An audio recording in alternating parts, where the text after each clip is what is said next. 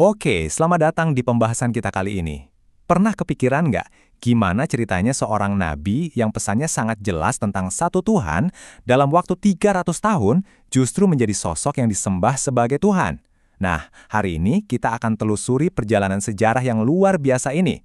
Nah, ini dia pertanyaan besarnya. Untuk bisa menjawab ini, kita harus mundur jauh ke belakang, ke titik nol. Apa sih sebenarnya pesan orisinal Yesus? Dan yang gak kalah penting, seperti apa kondisi dunia saat pesan itu disampaikan?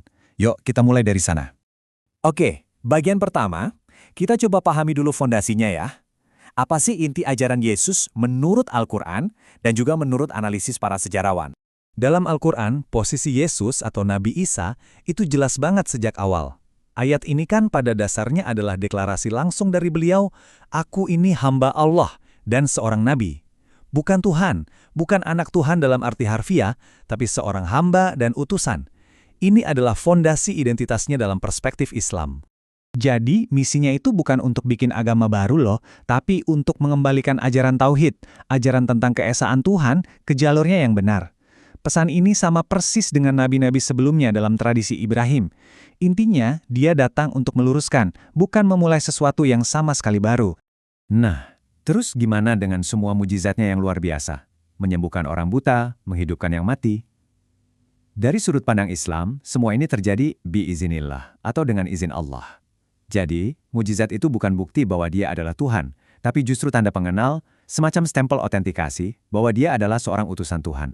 Dan yang menarik, pandangan ini ternyata sejalan loh dengan kesimpulan banyak sejarawan modern. Mereka setuju bahwa secara historis, Yesus adalah seorang rabi Yahudi. Artinya, dia hidup dan mengajar sebagai seorang Yahudi yang taat, mengikuti hukum Taurat, dan yang paling penting, mengajarkan monoteisme yang ketat. Mirip kan dengan deskripsi dalam Islam? Oke, sampai sini kita tahu pesan aslinya adalah tauhid. Pertanyaannya, kalau begitu di titik mana semuanya mulai berbelok? Nah, disinilah ceritanya jadi makin menarik. Kita akan lihat apa yang terjadi persis setelah eranya berakhir. Jadi setelah Yesus tiada, pengikut-pengikut pertamanya yang dikenal sebagai kaum Ebionit, mereka tetap memegang teguh ajaran awal. Yesus adalah seorang nabi.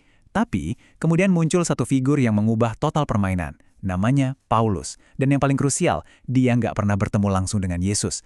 Kemunculan Paulus inilah yang jadi titik balik. Nah, dari sinilah muncul dua kubu yang berseberangan. Di satu sisi ada kelompok Yakobus, saudara Yesus, yang berbasis di Yerusalem. Mereka ini pengikut Yahudi asli yang melihat Yesus sebagai nabi dan tetap berpegang pada hukum Taurat.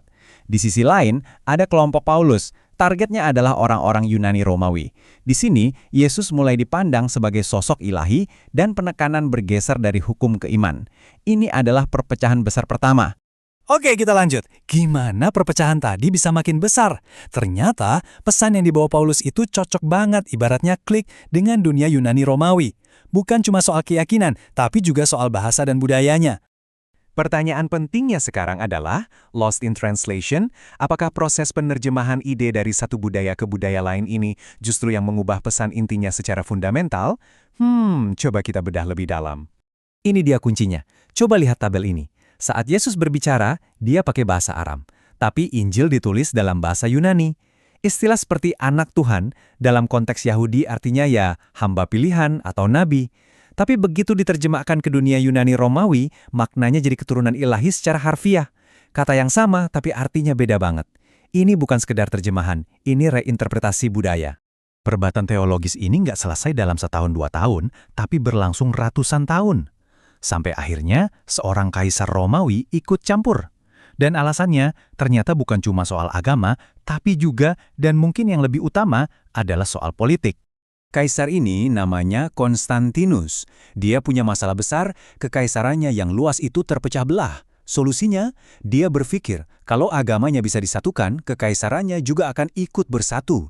Jadi, dia butuh satu versi kekristenan yang standar, yang resmi, untuk menjaga stabilitas politik. Dan disinilah puncak perdebatan itu. Ada dua pandangan utama. Di satu sisi, ada Arius, yang bilang Yesus itu makhluk ciptaan, jadi posisinya di bawah Tuhan. Ini lebih dekat ke konsep tauhid. Di sisi lain, ada Athanasius, yang berpendapat bahwa Yesus itu sehakikat atau satu zat dengan Tuhan. Dan inilah yang nantinya jadi dasar doktrin Trinitas. Nasib teologi Kristen ke depan ditentukan di sini. Coba kita lihat timeline ini. Sekitar tahun 33 Masehi, misi Yesus selesai dengan pesan tauhid. Lalu di tahun 50-an, tulisan Paulus mulai memperkenalkan interpretasi baru. Lompat jauh ke tahun 325 Masehi, barulah Konsili Nicea meresmikan Trinitas sebagai doktrin resmi. Lihat kan, ada jarak hampir 300 tahun, jadi jelas doktrin keilahian Yesus ini bukan sesuatu yang ada sejak awal, tapi butuh proses panjang untuk diformalkan. Nah, sekarang kita sampai di bagian akhir. Mari kita rangkum semua kepingan puzzle ini untuk melihat gambaran besarnya. Proses transformasi 300 tahun itu. Jadi perjalanannya bisa kita ringkas jadi 4 tahap. Pertama, ada pesan asli dari seorang nabi, tauhid murni dalam konteks Yahudi. Kedua, muncul interpretasi baru dari Paulus yang disesuaikan untuk audiens Yunani Romawi. Ketiga, terjadi fusi budaya di mana ide-ide filosofis dan bahasa Yunani membentuk ulang pesan itu. Dan terakhir yang keempat, intervensi politik dari Kekaisaran Romawi yang menetapkan satu interpretasi sebagai doktrin resmi. Ini adalah evolusi, bukan revolusi satu malam. Lalu, sekitar 6 abad setelah Konsili Nicea, Islam datang.